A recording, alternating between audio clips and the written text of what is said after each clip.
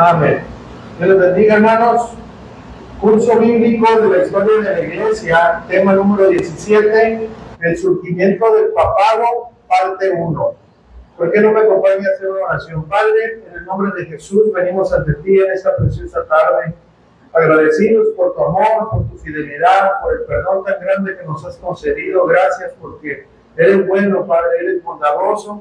Gracias por tu Santo Espíritu que vive en nosotros, que nos fortalece, que nos guía para seguir adelante. Gracias. En esta tarde oramos, Padre, que en medio de esta clase tú nos enseñes, Señor, a ver dónde están nuestras raíces, dónde estuvo los errores, para podernos mantener en la verdad. No queremos criticar, Señor, a los que tienen otra clase de fe o las otras iglesias, doctrinas, sectas, etcétera. No, solamente queremos saber la verdad y poder enseñar, Señor, a los demás, pero con humildad. Te lo pedimos en el nombre de Jesús. Todos nos decimos amén. Les encargo, por favor, a mis hermanos servidores que cuando estemos orando no permitan que estén pasando, ¿no? Por respeto. ¿Ok? Por favor, se ponen ahí y es un desorden eso. Amén. Hay que respetar ese tiempo, ¿no? Por favor. Ok, muy bien. Después de este regaño santo, vamos a ver el surgimiento del papado. Muchos, como le digo, organismos de la iglesia tradicional escuchan esta clase. Ahorita estamos teniendo una clase. Se acaba de terminar la predicación, hace un momento fue una predicación, ahorita es una clase. Quiero que entienda esto, hermano, porque es mucha información. Ahorita no vamos a aprender para criticar a nadie, ni para ir con nuestra tía, nuestra abuela, a decirle, mira, lo que ustedes creen es una mentira. No.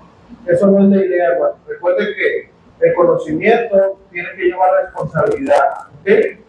Si usted aprende algo, tiene una responsabilidad muy grande de saber cómo utilizar ese conocimiento. El conocimiento sin sabiduría se vuelve arrogancia. Y en esta tarde no queremos ser arrogantes, queremos ser humildes, ¿verdad? De hecho, una característica de una persona que verdaderamente sabe no es la que se anda peleando con los hermanos que quizás están aprendiendo o que saben una doctrina, ¿verdad? Una enseñanza de la Biblia mal, ¿verdad? La característica de una persona humilde que sabe es la paciencia y enseñar, como dice la palabra, con toda paciencia y doctrina, ¿ok?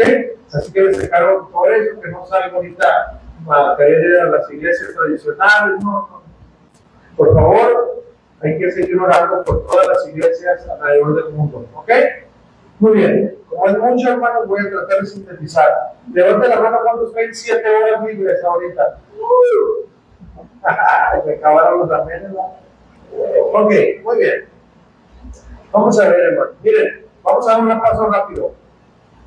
Ahorita nosotros estamos en la historia de la iglesia aproximadamente del año 400 al 500 después de Cristo. A esto se le llama como la Edad Media. ¿Ok? Esta Edad Media no nada más es hasta el 500, no es más para allá. Pero estamos ahorita hablando de la Edad Media. Y cuando se habla de la Edad Media, no podemos ignorar algo muy importante que pasó, que es el surgimiento del papado. ¿Ok? Fíjense, yo quiero que entiendan muy bien. La Edad Media aproximadamente comenzó en el año 400. ¿Ok? Entonces, antes de ese año no había ningún papa oficial. ¿Ok? Eso es lo que ustedes y yo debemos entender, ¿verdad? Y bueno, pues miren, según la leyenda, Roma, ¿verdad? La ciudad de Roma, el Imperio Romano, fue, ¿verdad?, fundada en el río Tíber, en el año 753 a.C. por unos gemelos, yo voy a decir dos gemelos, por los gemelos Rómulo y Remo, que fueron criados por una loba, según esa tradición, ¿ok? Por ello la ciudad recibió el nombre de uno de los gemelos, Rómulo, de ahí viene Roma, ¿ok?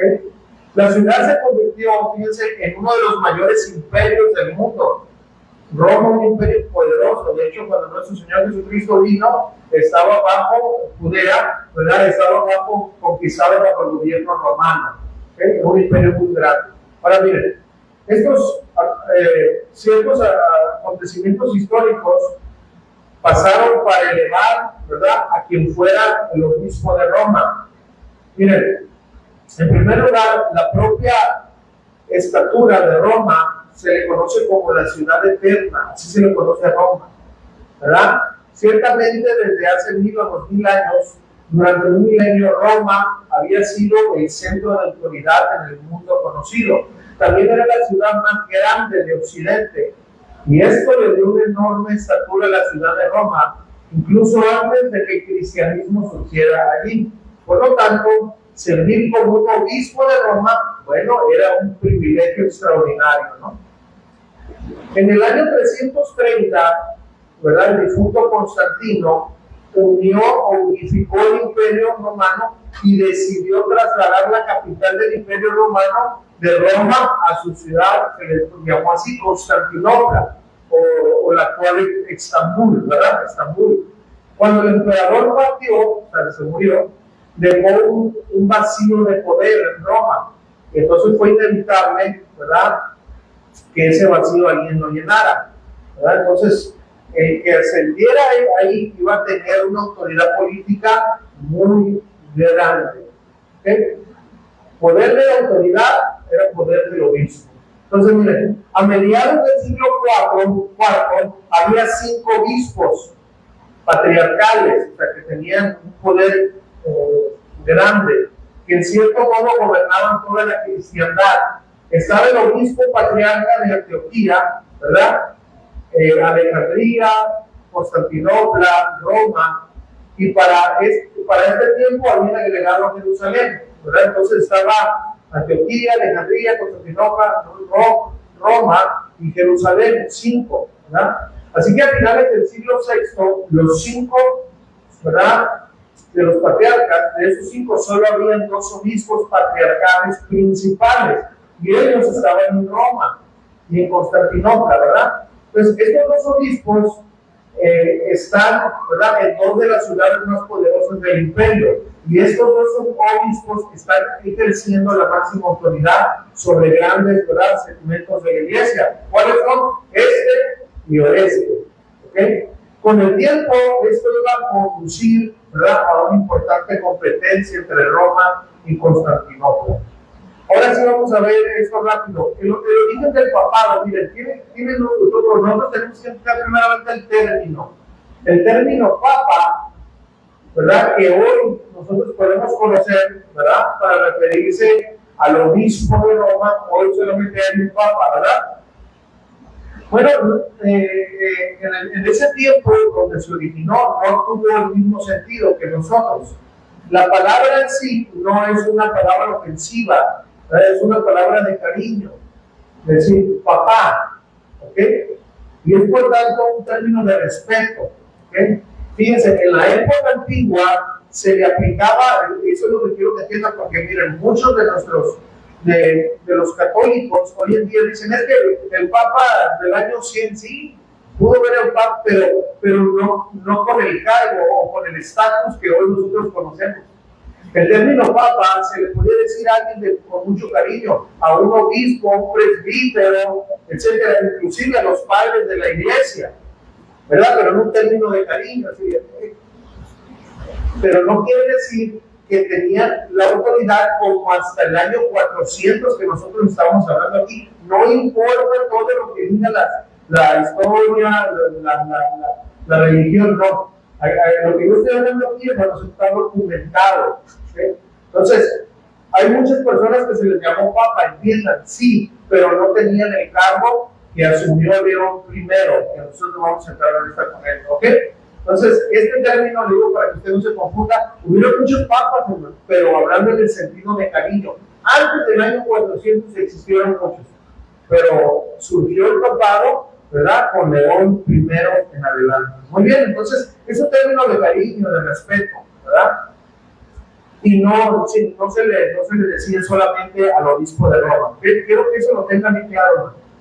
Fíjense, por ejemplo, hay documentos antiguos que se refieren al Papa Cipriano de Cartago o al Papa Atanasio de Alejandría, padres de la iglesia. O sea, no eran ellos, no tenían ese cargo, ¿verdad?, como hoy está, pero con cariño.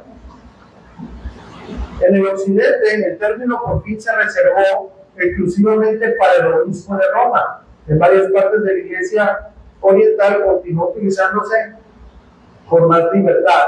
En todo caso, la cuestión más importante, escuchen esto, no es el término mismo papa, sino en el modo que el Papa de Roma llegó a gozar de la autoridad que tuvo la Edad Media y que tiene todavía en la Iglesia Católica Romana hasta el día de hoy.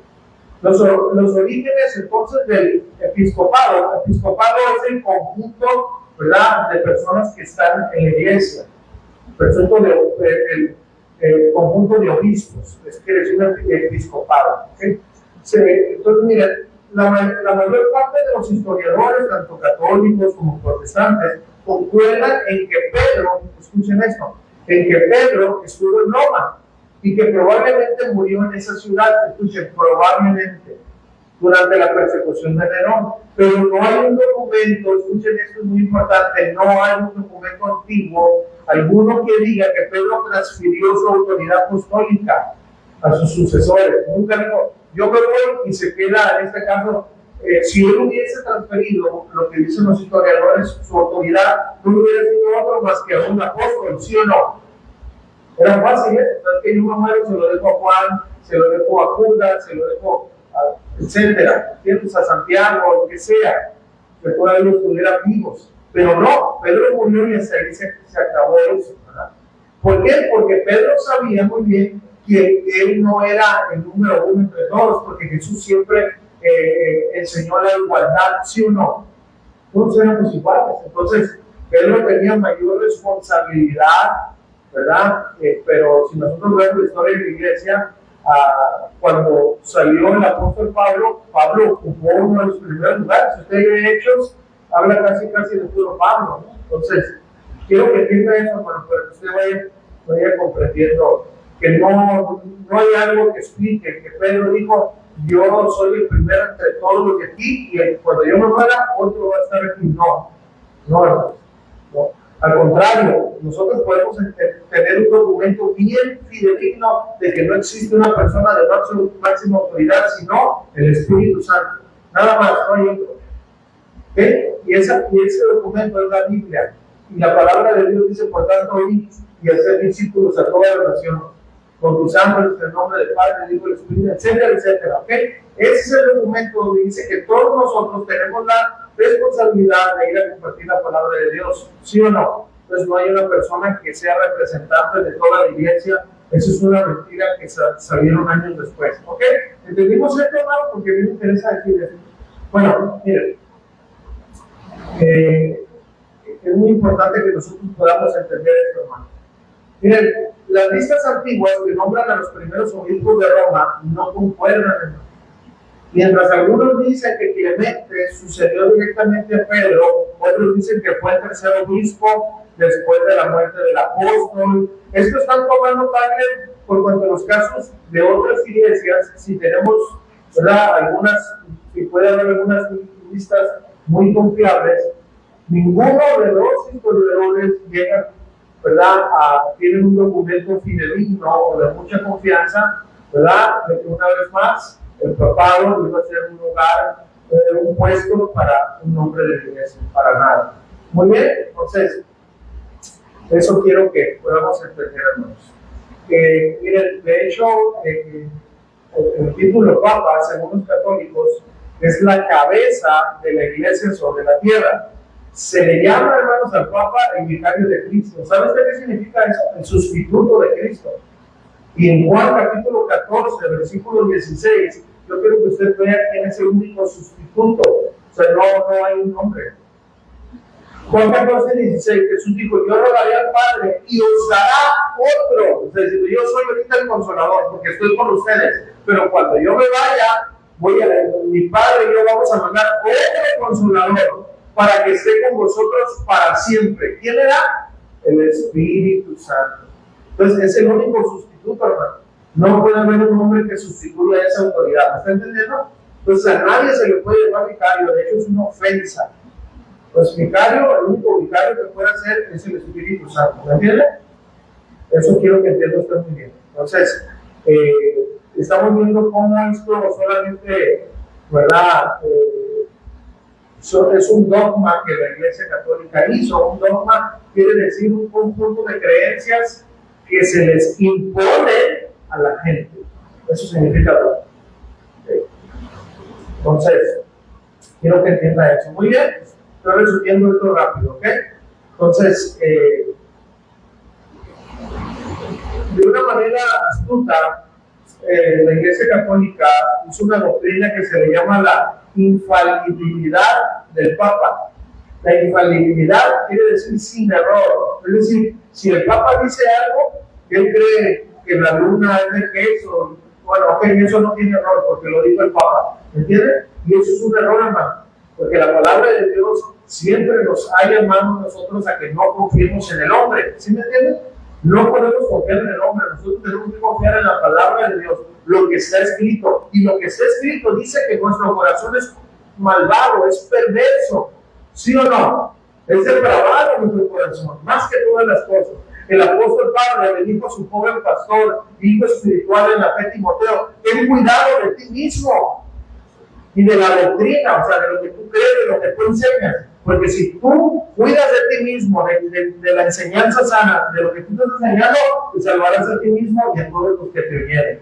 ¿Están entendiendo? Entonces, lo que nosotros vemos en la Biblia es muy diferente a la doctrina o la enseñanza, ¿verdad? O el establecimiento del papado. Y eso quiero decirlo de esa manera para que ustedes lo podamos entender. ¿Ok? Muy bien, hermanos. Ahora sí, esto fue así solamente una introducción. Miren. Generalmente, hermanos, se reconoce que probablemente el mayor factor, ¿verdad?, del surgimiento del papado fue la aparición de individuos muy poderosos. Uno de los más poderosos de los primeros obispos, quiero que usted vea la fecha, fue León I, y vivió entre el 400 y el 461 después de Cristo. Es el primer obispo romano que se apropió de un término para sí mismo, papa o papá. Escuchen esto, fue el primero con esa autoridad, no solamente que se le dijera el nombre. Otros obispos locales habían utilizado ese término, pero León I lo convirtió en un título oficial. Yo soy el Papa de Roma. ¿Okay? El obispo de Roma se había convertido poco a poco o gradualmente en el principal patriarca de la Iglesia Occidental. León llevó esa autoridad a un nuevo ámbito. Quiero que entiendan porque aquí surgió todo, hermanos. Destacó una doctrina llamada la primacía de Pedro. Ahí él sacó esto, hermano. Según León, el Papa León, la Iglesia es edificada sobre la roca. Escuchen. Pero para él, roca era Pedro. ¿Se acuerdan? Mateo capítulo 16, cuando Pedro le da la confesión a nuestro Señor Jesucristo, Jesucristo dijo: a ver, ¿quién dice la gente que soy yo? No, pues unos dicen que es esto, no. Entonces Jesús, que le interesaba escuchar lo que sus discípulos decían, le dijo: ¿y vosotros qué decís que soy yo? Entonces, Pedro, dirigido por el Espíritu Santo, dijo: tú eres el Cristo, el Hijo de Dios viviente. Entonces Jesucristo le dijo: eres bendecido, supremamente bendecido, porque las palabras que tú has dicho fueron inspiradas por el Espíritu Santo, porque no te lo reveló carne ni sangre. Entonces, miren, cuando el apóstol Pedro dijo: tú eres el Cristo, Jesús, quiero que entienda esto, Jesús dijo: tú eres Pedro, y sobre esa roca, la roca eran las palabras, la confesión que Cristo es el Hijo de Dios, el ungido, el Salvador, que no hay nadie más. Por eso la palabra de Dios también dice que no podemos poner otro fundamento que está puesto. Por eso la palabra dice que Cristo es la piedra angular. ¿Me está entendiendo? Entonces, son las palabras que pronunció Pedro en la roca en la que toda iglesia debemos de estar sostenidos. ¿Me entiendes? Nunca le dijo, de hecho, si nos vamos a la etimología de la palabra, pero le digo, no quiero meterme tanto en eso, la palabra Pedro no significa roca sólida. No significa roca sólida. Significa una piedra, solamente piedrecita. Cuando tú eres Pedro, tú eres Pedro. Pero sobre esta roca, sobre esta piedra sólida, ahí quiso decir sobre las palabras que acabas de decir, sobre eso edificaré la iglesia. Ahora yo les voy a preguntar rápidamente: ¿sobre qué está edificada la iglesia? ¿Sobre que Jesús es el Hijo de Dios, el Salvador, sí o no? No solo que Pedro iba a ser el líder de los apóstoles, ¿sí me entiende? De la pura observación normal nos ayuda a entender que Jesús hizo ese. Bueno, entonces el Papa León ahí, él fue el primero en que dijo, no. Cuando Jesús dijo que era Pedro, él le dijo, sobre ti te edificaré mi iglesia. No, pues en la iglesia iba a estar toda variante, hermano. Porque en momentos más adelante, pues Pedro dijo, no mueras por nosotros, que en ninguna manera tú te acontezca, Señor. No, pues qué fuerte iba a ser fundada una iglesia en un hombre titubeante. ¿Me está entendiendo, hermano? ¿Estamos entendiendo eso? Es muy importante que usted entienda eso, para que no sea confundido. Pedro no es la piedra, es una piedrecita, igual que usted y yo, que somos piedrecitas, pero la roca es Cristo. La roca es la doctrina de que Cristo Jesús es nuestro Señor y Salvador. ¿Entendimos eso? Esa es la base, hermano, para que usted no esté confundido. Entonces, él fue el que instituyó la primacía de Pedro, de él surgió. Que la iglesia estaba edificada sobre Pedro, hermano. Esto es tremendo. ¿Verdad? Eso significa que el pontífice o el cubridor de puentes, el que une puentes significa pontífice, o Papa Romano, escuchen esto, debería de tener la autoridad sobre toda la iglesia. Ahora yo pregunto, ¿Pedro tenía la autoridad sobre todos? No, en una ocasión el apóstol Pablo dijo, oye, Pedro, la verdad no seas un hipócrita. Te estás comportando de una manera incorrecta. Cuando están los judíos, te comportas como judío, pero cuando están los gentiles, te comportas como los gentiles. No te estás portando bien. Imagínense que él le dice, tú cállate, yo soy el papa. No le dijo eso. La Biblia dice que fue Pedro, ¿verdad? Guardó silencio, que no dice nada. Aceptó el consejo. ¿Por qué? Porque sabía, hermano, que era un hombre que se equivocaba. ¿Se equivocó Pedro una y otra vez? Ahora fíjense, aquí, más adelante, ellos dijeron, no, el hombre con esta autoridad no se puede equivocar. Hermano, eso es una enseñanza que va en contra de la Biblia. El único que no se equivoca es nuestro Señor Jesucristo, ¿sí o no? Un hombre no se puede poner por encima de nadie, y decir, no, lo que yo diga eso no es tiranía, hermano. Eso no solamente es una tiranía, eso es una herejía, hermano. ¿Me están entendiendo? ¿Sí? Ok, muy bien. Entonces, eso es lo que estaba pasando, hermanos. León fue capaz, ¿verdad?, de persuadir, hermanos, también a un emperador occidental muy débil, llamado Valentiano III, para que emitiera un decreto en el 445 que afirmaba la primacía del obispo de Roma, basado en los méritos de Pedro, a la más alta dignidad de toda la cristiandad. Es decir, de Pedro sigo yo y de mí va a seguir quien yo quiera, etcétera, etcétera, etcétera. Y ese hombre va a estar por encima de todos.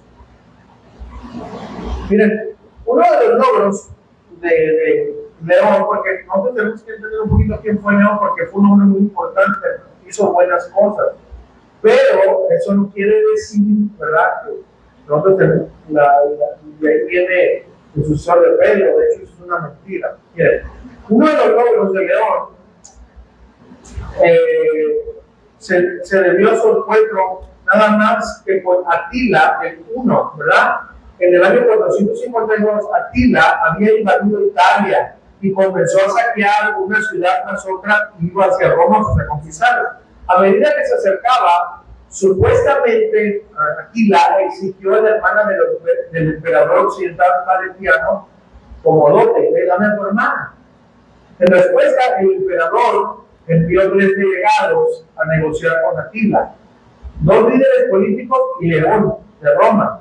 Entonces, no se conocen a grandes rasgos los detalles de esas negociaciones, pero lo que sí se tiene claro, ¿verdad?, que este hombre se retiró, Atila se retiró, y esto, hermanos, se le atribuyó el mérito a León, porque León fue quien negoció con él, ¿verdad? Entonces, esto empezó a elevar a León como un hombre que defendió la patria romana. Escuchen esto. Después, hermanos, aproximadamente 3 años después, otra amenaza, en el año 451, aparecieron a las puertas de Roma Gensérico y el ejército de los vándalos. De hecho, la palabra vandalizar viene de ahí, vándalos, ¿verdad? Ellos amenazaron con destruir Roma. Un vándalo es un destructor.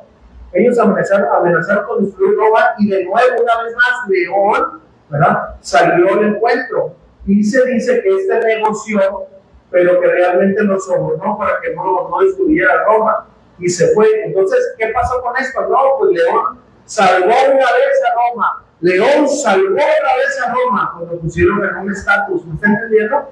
Esto fue la pista donde León empezó a impactar a todos los demás.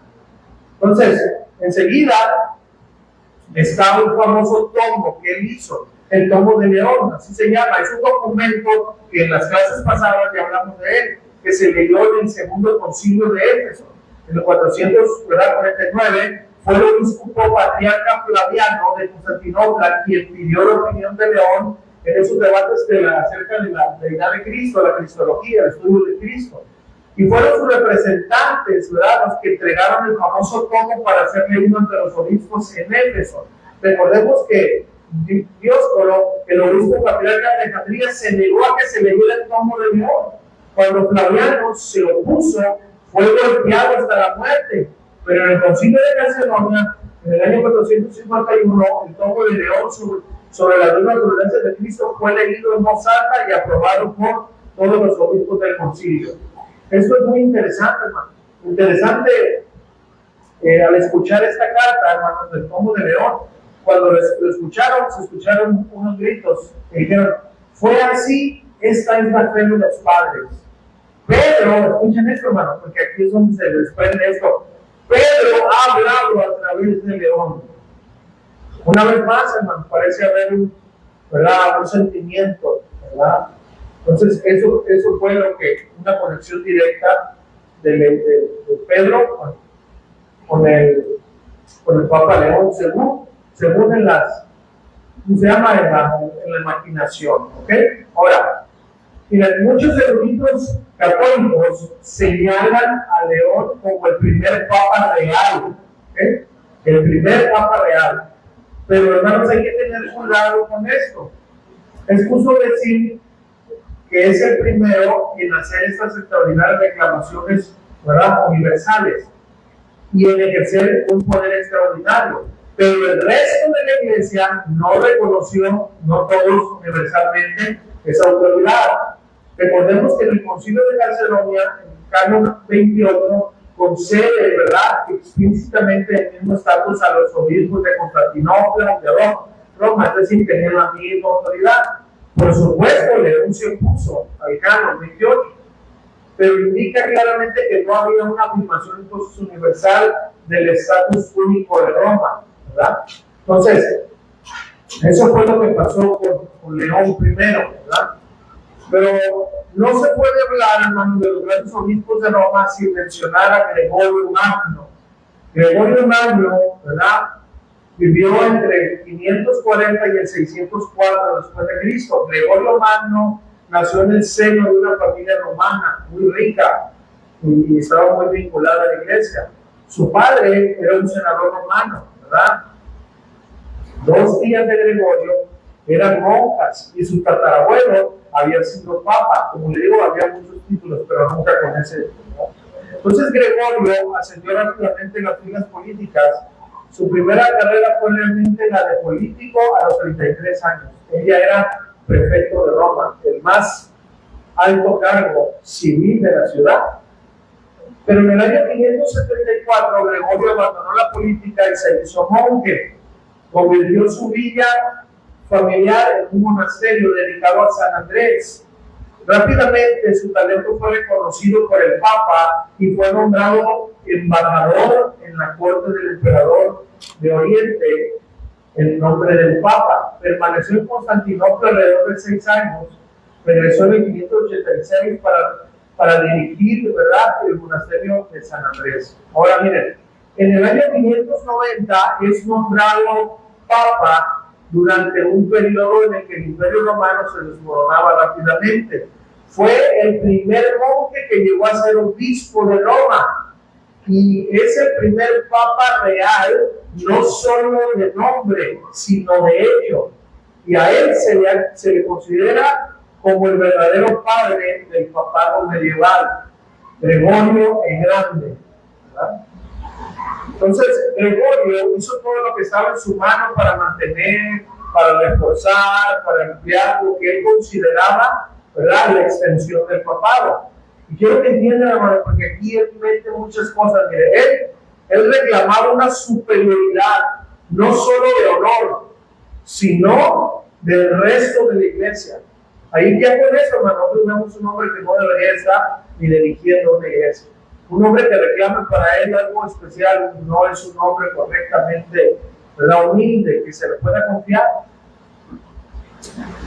Mire, si se presentaban acusaciones de corrupción contra un obispo patriarca, Gregorio afirmaba que solo el Papa de Roma debía ser el juez, nadie más. Además, dice que el Papa tiene el poder de vetar cualquier decreto del Consejo de la Iglesia. Así que estas son afirmaciones extraordinarias por parte de Gregorio, ¿verdad? Miren, también durante su pontificado, Roma había perdido gran parte de su poder y se estaba desmoronando. Entonces el emperador del Occidente ni siquiera estaba allá en Roma, lo que significaba que Gregorio era de hecho el verdadero líder de la ciudad. De nuevo, en el año 592, los bárbaros, esta vez los lombardos, intentan, ¿verdad?, asediar la ciudad, y los emperadores occidentales no pudieron hacer nada, por lo que Gregorio tomó las riendas del asunto y salió y arregló la paz con los lombardos, ¿verdad? ¿Y qué fue lo que hizo? Bueno, hizo lo mismo que su, ¿verdad?, de un primero, ¿verdad?, el antiguo papa, ¿verdad?, pero también evitó la destrucción, ¿verdad?, de la ciudad. Entonces, esto a él una vez más lo elevó, ¿verdad?, y se le conoció como el pagador de los lombardos, ¿verdad?, refiriéndose a que él utilizó la riqueza de la ciudad para salvarla de la destrucción. Miren, una de las cosas, hermanos, que resulta muy intrigante sobre Gregorio es que a menudo se le considera como el Papa, escuchen esto, que dinamizó la labor misionera de la Iglesia Católica. Es decir, él envió muchos, fue una explosión, envió muchos misioneros a toda Europa. Él es conocido mucho por eso, ¿verdad? Él envió muchos misioneros bajo la autoridad de un hombre llamado Agustín de Canterbury, y es donde se organizó por Inglaterra. ¿Ok? Entonces, miren, bajo el Papa Gregorio también hubo una serie de desarrollos de las enseñanzas, las doctrinales, que dieron solo a la iglesia institucional medieval. Eso es muy importante, hermano. Pero que respecta a la doctrina y a la teología, miren, Gregorio no fue más teólogo que eclesiástico. Fue conocido, por ejemplo, como el padre del culto cristiano. De este Gregorio tenemos el canto gregoriano.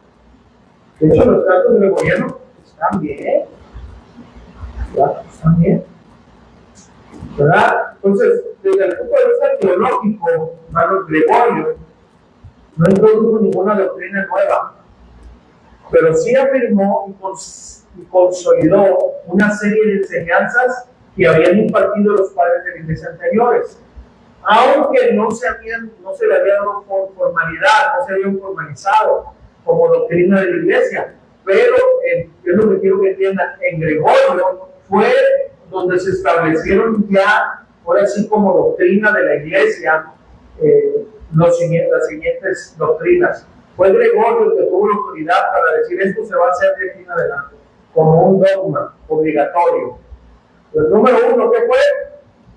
La transubstanciación. Con Gregorio el Grande él estableció esto. Gregorio veía la cena del Señor como un rey sacrificio de Cristo en la cruz. Esto se volvería importante, hermanos, más adelante por allá en la Reforma, que si Dios lo permite vamos a llegar. Él afirmó la doctrina de la transubstanciación, ¿verdad? Es decir, que hay un milagro. Acuérdense que para la Iglesia Católica hay un milagro que tiene lugar en la cena del Señor. Ellos creen que el pan se convierte literalmente en el cuerpo de Cristo Jesús y que el vino se convierte literalmente en la sangre de Cristo Jesús. Esa doctrina fue apoyada masivamente por el Papa Gregorio. ¿Okay?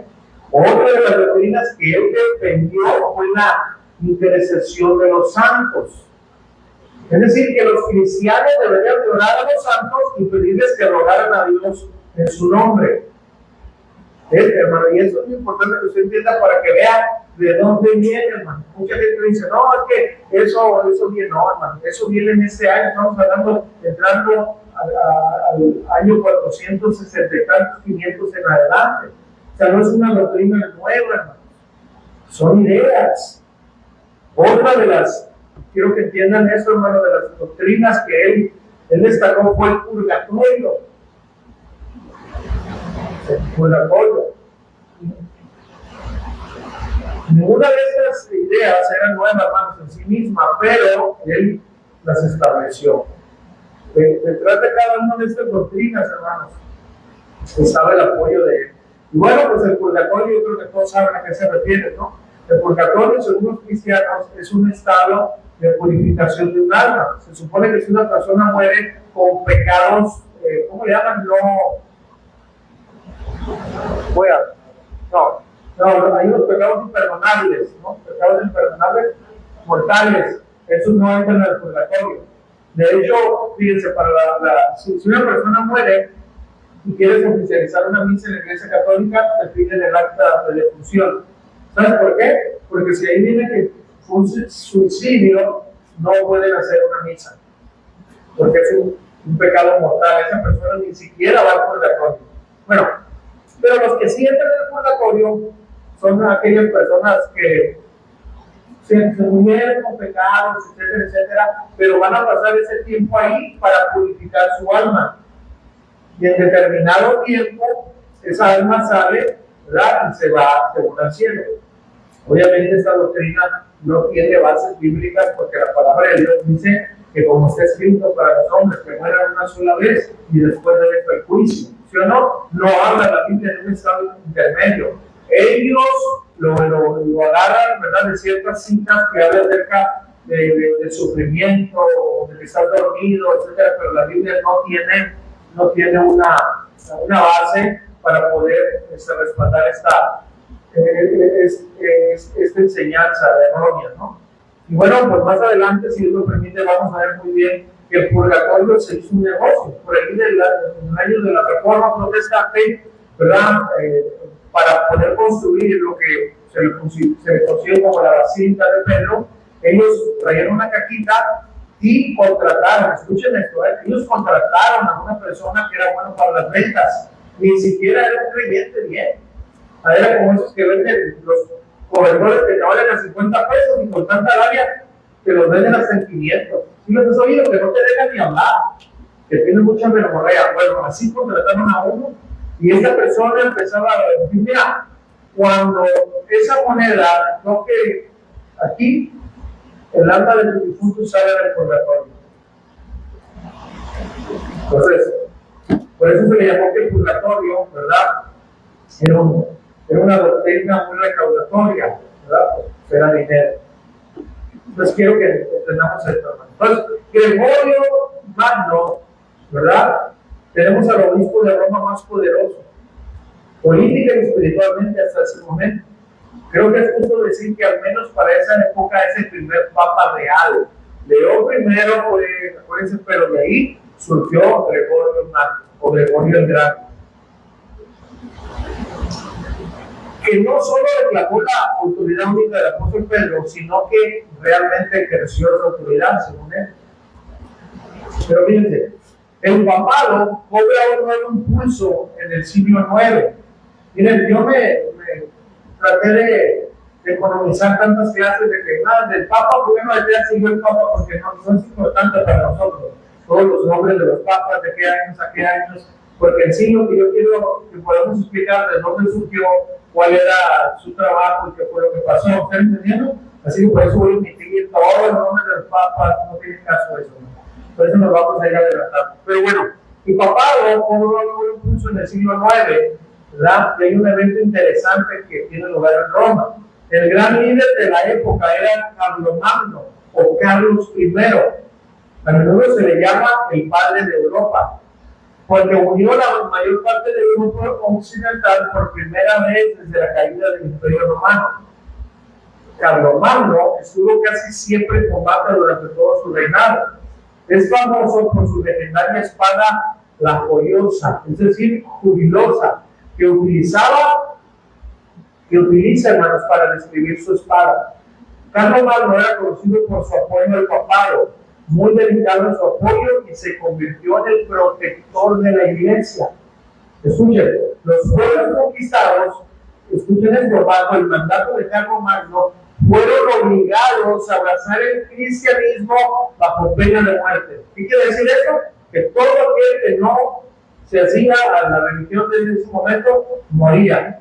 Antes, hermanos, en la persecución de la iglesia era todo aquel que renunciara, todo aquel que confesara que Cristo era su Señor, se moría. Y el que dijera que Cristo no era su Señor vivía. Ahora era al revés. Ahora todos aquellos que no creyeran en Cristo, que no abrazaran la doctrina más que nada católica, romana, y con todos sus rollos ahí, ellos morían. ¿Se imaginan en qué estado estaba la iglesia? Por eso, hermanos, tenemos que entender qué fue lo que llevó a nuestro Señor Jesús, a nuestro Dios eterno, los planes para que hubiera una reforma. Hermanos, la reforma no fue de los reformadores, la reforma no fue de antes de los pre-reformadores, de Wycliffe, etcétera. No, hermano. La reforma fue algo que Dios permitió para poder quitar la venda de los ojos en la iglesia, ¿me entienden? Eso es algo muy importante, hermano. Entonces, miren, este hombre alcanzó la cima de su poder en el año 800 después de Cristo. Cuando fue coronado por el Papa, aquí estaba León III, se le llamó León III en esta época. Fue coronado emperador por el Papa León III el día de Navidad. Entonces, hermanos, la historia es la siguiente. El Papa León III había sido amenazado, ¿qué fue lo que pasó ahí? Constantemente por sus oponentes. En un momento dado hubo, ¿verdad?, una revuelta ahí en Roma, y León fue atacado. El Papa León III fue atacado físicamente por los oponentes. Intentaron sacarle los ojos, dice la historia, y cortarle la lengua. Entonces León escapó, como todo buen cristiano, de ese intento de asesinato, por así decirlo, y huyó a Carlomagno. Y le pidió a Carlomagno que viniera a Roma, ¿verdad?, y interviniera. Entonces, restablece Carlomagno, lo ayudó, mostró su apoyo y restablece a León en su papado. Y luego el día de Navidad, por eso, hermanos, mucha gente critica más que nada las iglesias adventistas, ¿verdad?, la secta de los testigos de Jehová, etcétera, que el día de Navidad es un día pagano. ¿Verdad? No me quiero meter mucho en eso ahorita, pero no es en sí que sea pagano, porque es un día como cualquier otro, ¿sí o no? Sino que en ese día se establecieron ciertas cosas, ¿verdad?, que lo hicieron en un intento de su ignorancia, ¿no? ¿Verdad? Pero en sí no, nosotros no festejamos ese día, festejamos el acontecimiento, ¿se acuerdan? Entonces, bueno, pero se le conoce como un día católico, ¿no? Una actividad, ¿verdad?, un día de Navidad. Entonces, miren, el día de Navidad asiste a la misa en la Basílica de San Pedro, y escuchen esto, y mientras Carlomagno se arrodillaba ante el altar para rezar, para sorpresa de Carlomagno, el Papa León III saca una corona, pero no la de espinas. A Jesús le tocó una de espinas, a los hombres les toca oro, ¿verdad? Qué raro, ¿verdad? Pero bueno, entonces él se arrodilla a Carlomagno para rezar, ¿verdad? Y para sorpresa, el Papa León saca una corona, y corona a Carlomagno, emperador de los romanos, ¿verdad? Por eso él se le conoció como el emperador del Sacro Imperio Romano. Entonces los historiadores han debatido si Carlomagno era realmente consciente de lo que el Papa estaba haciendo. Pero en cualquier caso, lo cierto es que aceptó el título emperador del Sacro Imperio Romano. ¿Okay? Entonces, miren, hay algunas implicaciones claves en este acto de León coronando a Carlomagno. Por un lado, la coronación de Carlomagno, ¿verdad?, pretendía representar la continuación y la línea interrumpida de los emperadores romanos. Fue una declaración de un imperio unido, unificado significado, la larga, ¿verdad? Entonces se encuentra que esta coronación también elevó la autoridad del papado. Como ellos, hermanos, al otorgar la corona al emperador, aparentemente parecía que el papa era quien tenía la autoridad. ¿Me está entendiendo? De quién era la autoridad.